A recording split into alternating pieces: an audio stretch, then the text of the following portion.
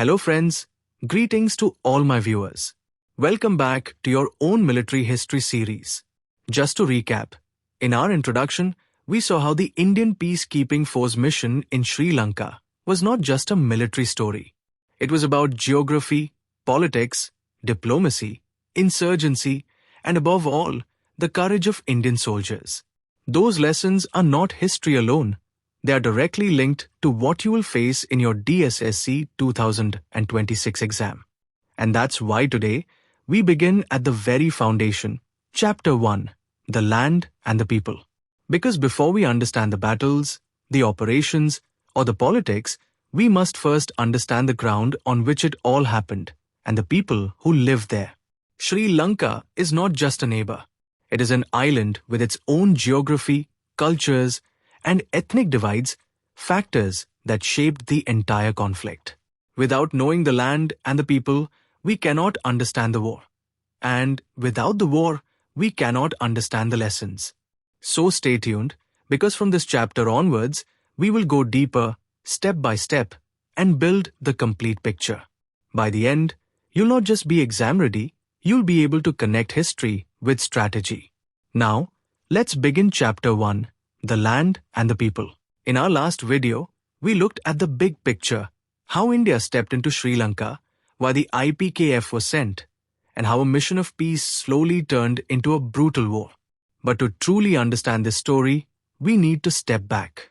We need to see the ground on which these events unfolded, the island of Sri Lanka, its geography, its divisions, and its people. Because wars don't just happen in battlefields. They rise from the land, from the history, and from the lives of ordinary men and women. So before we move forward, let's begin at the beginning. And to set the tone, listen to this memory, a soldier's haunting recall from Christmas Eve, 1987, deep inside hostile territory. Christmas Eve, 1987. Far away from home, an IPKF platoon waits in silence on the Jaffna Peninsula. The land around them is airy, banana groves, tall hedgerows, narrow lanes. It's beautiful, but deadly.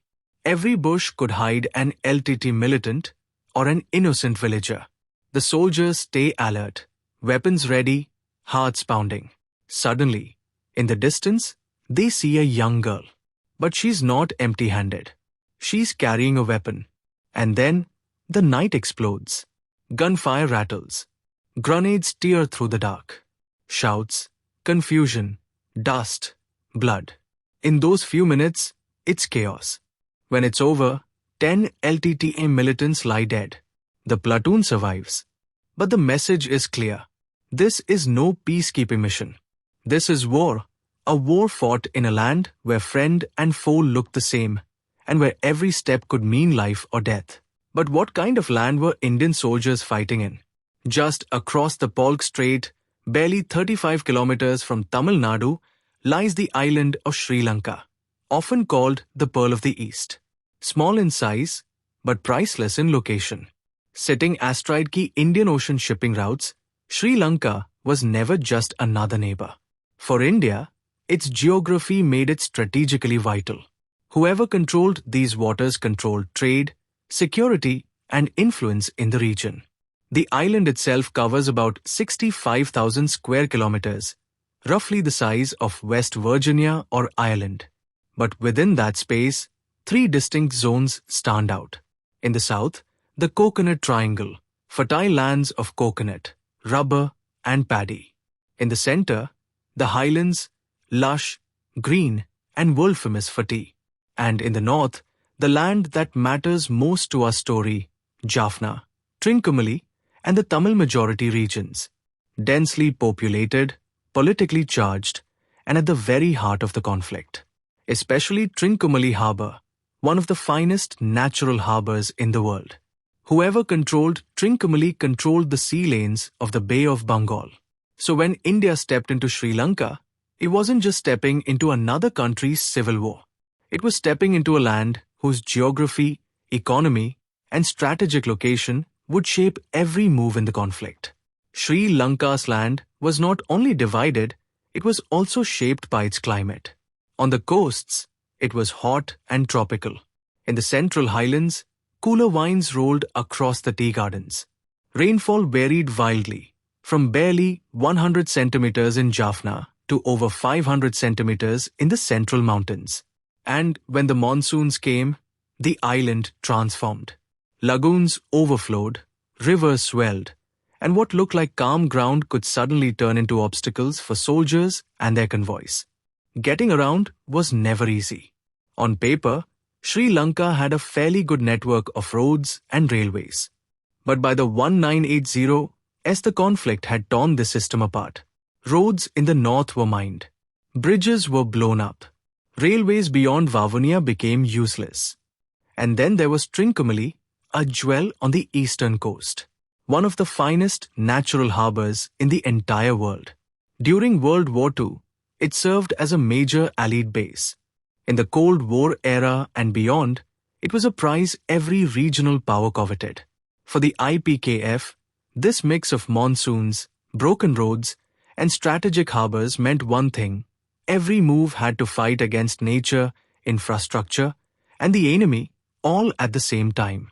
History shaped the land. But even more, it shaped the people. Centuries ago, Aryan settlers from India crossed over and brought with them Buddhism in the 3rd century BC. From this grew the Sinhalese identity, tied deeply to language, religion, and culture. Later came waves of Tamil invasions from South India, establishing strongholds in the north and east. These lands became the heart of Tamil power on the island. Then arrived the Europeans, first the Portuguese, then the Dutch, and finally the British. For centuries, they ruled, leaving behind both roads and railways, and deeper divisions. In the 1800s, as the British brought in Indian Tamils as plantation laborers for tea, rubber, and coffee, a new community was added to the island's mix, but one that would later face hardship and discrimination. When independence came in 1948, freedom did not bring harmony. Instead, politics sharpened ethnic fault lines. Citizenship laws denied many Indian Tamils their rights. The Simla-only Act of 1956 made Sinhala the sole official language, alienating Tamils further. Even university admissions were tilted against Tamil students, closing doors of opportunity. Amidst all this, another community, the Muslims, lived scattered across the island, adding yet another layer to Sri Lanka's mosaic of faiths and identities. What emerged was a society rich in culture and history, but fractured by politics and grievances. And these fractures would soon explode into violence. By 1987, Sri Lanka had about 17 million people, one of the island. The Tamils, split into two groups, Sri Lankan Tamils at 12.7% and Indian Tamils at 5.5%. The Muslims made up about 7%. Religiously, Buddhism dominated at 2/3 of the population. But Hindus, Christians, and Muslims also had strong roots. The real tension lay in geography. The Tamils were concentrated in the north and east, the very areas where the demand for Tamil Elam, a separate homeland, grew loudest. But there was a twist. The Muslims in those same regions resisted Tamil domination, refusing to be absorbed into the Elam dream. This made the conflict even more tangled. Not just Sinhalese versus Tamils, but also Tamil versus Muslim in certain areas. So beneath the surface of numbers and percentages lay the true cause of strife, a patchwork of communities, faiths, and rival claims to the same land. If history and geography laid the foundation of conflict, politics made it worse. Sri Lanka's two big Sinhala parties, the UNP and the SLFP, fought bitterly for power. But in one thing, they were alike. Both used anti-Tamil rhetoric to win votes. Smaller parties sprang up, but real solutions never came. Promises of autonomy were made and then broken. For the Tamils, this was proof of systematic discrimination. For the Sinhalese, it fed a fear that India was secretly backing Tamil separatists. For the Muslims, it meant being trapped between two fires. By the 1980s, as the island was no longer just divided, It was being torn apart. In such a fractured land, even peacekeepers could not stay neutral. Soldiers sent to guard peace would soon find themselves fighting a war.